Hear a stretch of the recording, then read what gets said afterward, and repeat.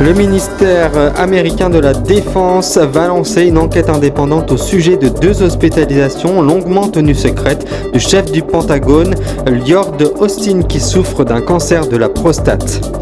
L'attentat d'Arras, la mère de l'assaillant entendue comme témoin à Paris. L'audition de la mère, accusée d'avoir tué le professeur Dominique Bernard à Arras, a duré plus de 4 heures.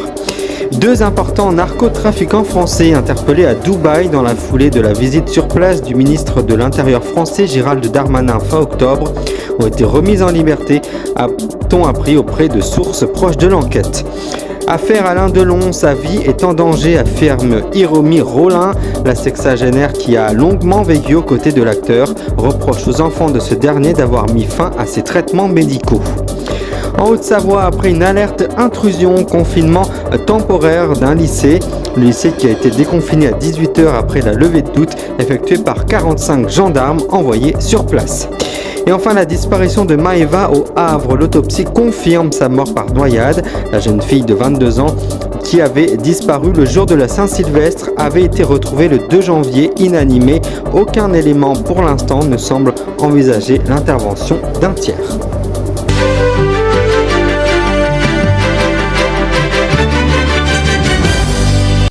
Madame, monsieur, bonsoir, bienvenue dans le Grand News. À la une donc, ce soir, Lloyd Austin, âgé de 70 ans, qui avait appris début décembre qu'il souffrait d'un cancer de la prostate. Il avait été opéré le 22 décembre sous anesthésie générale, puis hospitalisé à nouveau le 1er janvier en raison d'une complication liée à son opération.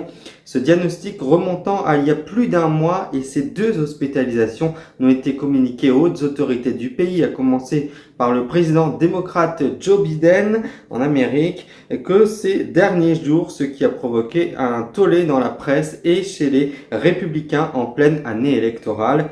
Sachez en tout cas qu'une enquête a été ouverte, et l'enquête du Pentagone, qui sera menée par un inspecteur général indépendant, doit également évaluer si les procédures actuelles au sein du ministère de la Défense sont suffisantes pour garantir les notifications appropriées au bon moment et au transfert efficace des pouvoirs en cas de maladie ou d'indisponibilité de hauts responsables, selon la note interne.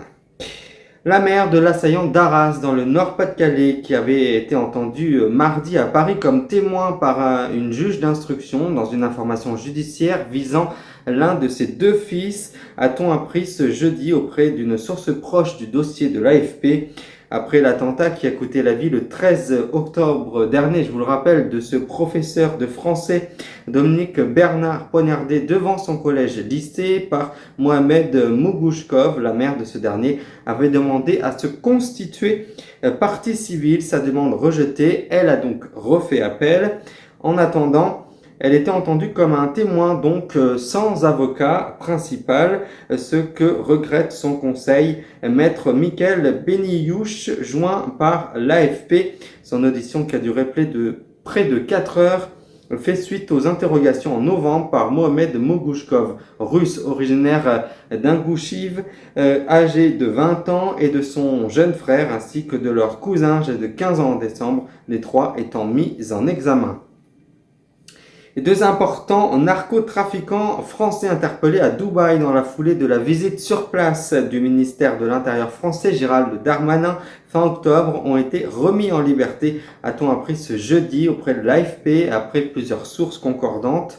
Le premier Abdelkader Bouguetaïa, surnommé Bibi, âgé de 36 ans, est mis en cause dans plusieurs enquêtes pour importation de stupéfiants via le port du Havre, ville où il est né. Il faisait l'objet d'une notice rouge, donc plus précisément une demande d'arrestation émise par Interpol. Il a notamment été condamné à 9 ans de prison à Lille en mai 2023 pour son rôle dans l'importation de conteneurs contenant 599 kilos de cocaïne qui avait été donc intercepté à Anvers en Belgique selon la Voix du Nord.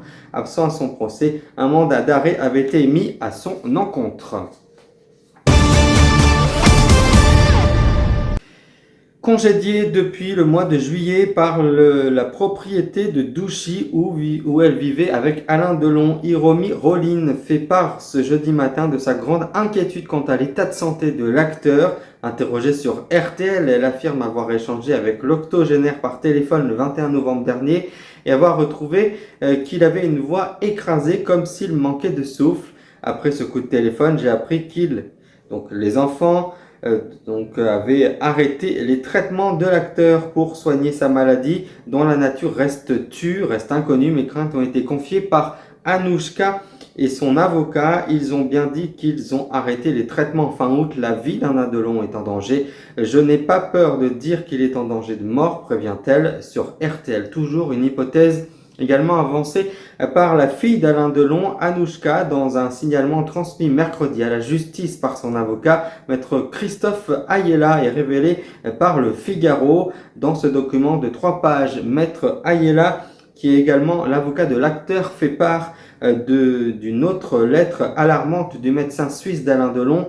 Celle-ci, datée du 8 janvier dernier, donc soit il y a quelques jours, alerte sur l'arrêt brutal de tout traitement médical vital et l'absence de continuité de soins en France concernant sa maladie. Anthony et Alain Fabien plaident l'avocat, prenant le risque de causer le décès prématuré de monsieur Alain Delon, ce très grand acteur, par un arrêt de soins et de suivi médical sous divers prétextes et motifs aucunement justifiés et malgré l'opposition de leur sœur. Affaire à suivre évidemment.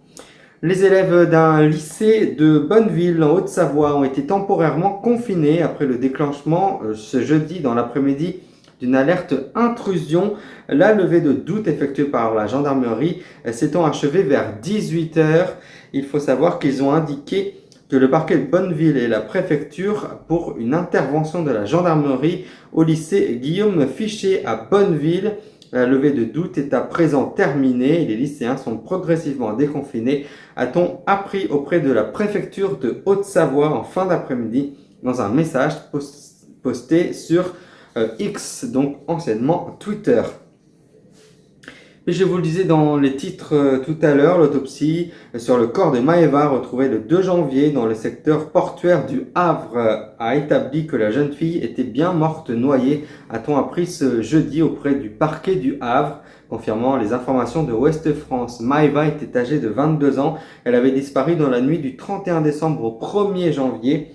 Aucun élément de l'enquête ne permet d'envisager l'intervention d'un tiers, précise Bruno Dieudonné, le procureur du Havre. L'autopsie pratiquée mardi a révélé une mort par asphyxie dans un contexte de noyade, détaille-t-il pour le parquet, ajoutant que l'enquête est toujours en cours et que le résultat des analyses toxicologiques seront connus la semaine prochaine. Le 1er janvier, vers 3h30 du matin, la victime et 2 amis, je vous le rappelle, un homme et une femme, auraient été refusés à l'entrée d'une boîte de nuit, rapporte Ouest France. Le groupe aurait alors décidé de prendre la direction du domicile de Maëva, mais un différend entre eux les aurait amenés à se séparer. Depuis ce moment-là, ses amis n'avaient donc plus aucune nouvelle de leur ami. Avant de refermer ce journal, je vous en rappelle l'une des principales informations. 2 importants narcotrafiquants interpellés à Dubaï dans la foulée de la visite sur place du ministère de l'Intérieur français Gérald Darmanin fin octobre ont été remis en liberté, a-t-on appris ce jeudi auprès de l'AFP et après plusieurs sources qui concordent. C'est la fin de ce journal. Merci de votre fidélité. Je vous retrouve demain à 20h pour d'autres informations. D'ici là, je vous souhaite de passer une très belle soirée. Merci de nous rester fidèles. À demain.